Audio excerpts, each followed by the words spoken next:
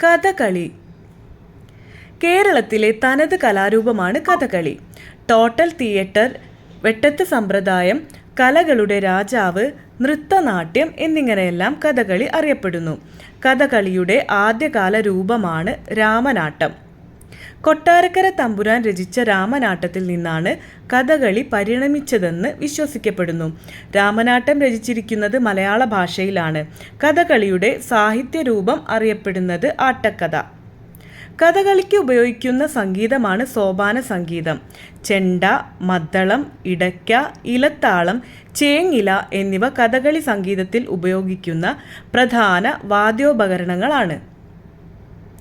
6 മുതൽ 8 മണിക്കൂർ വരെയാണ് ഒരു കഥകളി നാടകത്തിൻ്റെ പൂർണ്ണരൂപം അവതരിപ്പിക്കാൻ ആവശ്യമായ സമയം. കഥകളി മുദ്രകൾക്ക് അടിസ്ഥാനമായ ഗ്രന്ഥമാണ് ഹസ്തലക്ഷണ ദീപിക. ലക്ഷണ ദീപികയിൽ വിവരിച്ചിരിക്കുന്നത് 24 മുദ്രകളാണ്. ദേശീയ കഥകളി ദിനമായി ആചരിക്കുന്നത് ഒക്ടോബർ 16-ന്. പ്രധാന കഥകളി നാടകങ്ങളാണ് കല്യാണ സൗഗന്ധികം, നളചരിതം, ഉത്തരാ സ്വയംവരം, ദുര്യോധനപദം, ബാലിവധം, സന്താന ഗോപാലം. കഥകളിയിലെ വേഷങ്ങൾ. പച്ച, സാത്വിക കഥാപാത്രത്തെ പ്രതിനിധീകരിക്കുന്ന കഥകളിയിലെ വേഷമാണ് പച്ച. ഉദാഹരണം ഇന്ദ്രൻ, അർജുനൻ. കരി, രാക്ഷസ കഥാപാത്രങ്ങളെ പ്രതിനിധീകരിക്കുന്ന കഥകളിയിലെ വേഷമാണ് കരി. കത്തി, ദുഷ്ട കഥാപാത്രങ്ങളെ പ്രതിനിധീകരിക്കുന്ന കഥകളിയിലെ വേഷമാണ് കത്തി. ഉദാഹരണം രാവണനും കംസനും. മിനുക്ക്, സ്ത്രീകളെയും മുനിമാരെയും അവതരിപ്പിക്കുന്ന കഥകളിയിലെ വേഷമാണ് മിനുക്ക്.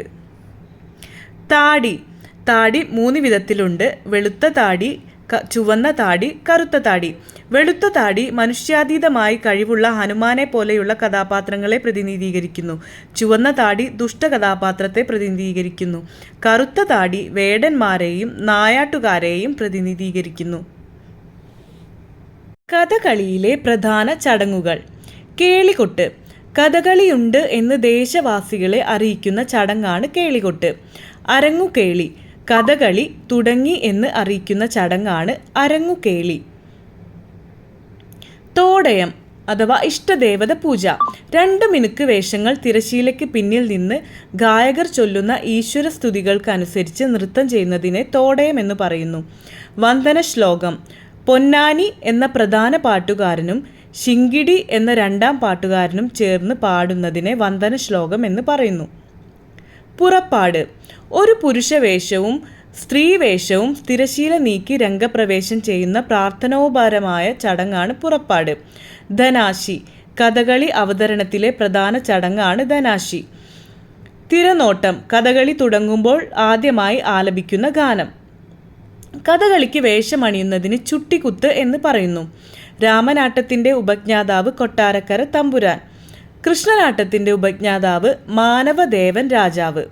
കഥകളിയുടെ ഉപജ്ഞാതാവ് കോട്ടയത്ത് തമ്പുരാൻ. കഥകളി അവതരിപ്പിക്കുമ്പോൾ ഉപയോഗിക്കുന്ന വിളക്കാണ് ആട്ടവിളക്ക്, കഥകളി വിളക്ക്, അതുമല്ലെങ്കിൽ കളിവിളക്ക്. കഥകളിയിലെ പ്രസിദ്ധമായ ഒരു അഭിനയ മുഹൂർത്തമാണ് ഏകലോചനം. ഒരു കണ്ണിൽ കോപവും മറുകണ്ണിൽ ശോകവും ഒരേ സമയം പ്രകടമാകുന്ന അഭിനയമാണ് ഏകലോചനം. ആംഗിക പ്രാധാന്യമുള്ള കലാരൂപമാണ് കഥകളി. കഥകളി എന്ന പുരുഷ മേധാവിത്വ കലാരൂപത്തിലേക്ക് കടന്നുവന്ന ആദ്യ വനിതയാണ് ചവറ പാറുക്കുട്ടി. ചവറ പാറുക്കുട്ടിയുടെ ജീവിതത്തെ ആസ്പദമാക്കി പുറത്തിറങ്ങിയ ഡോക്യുമെൻ്ററിയാണ് ചവറ പാറുക്കുട്ടി കഥകളിയിലെ സ്ത്രീപർവം.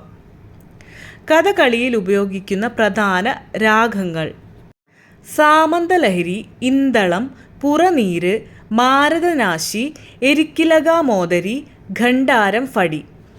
കഥകളിയിൽ ഉപയോഗിക്കുന്ന താളങ്ങളാണ് ചെമ്പട, പഞ്ചാരി, മുറിയടന്ത, അടന്ത, ത്രിപുട, ചാമ്പ, ഏക.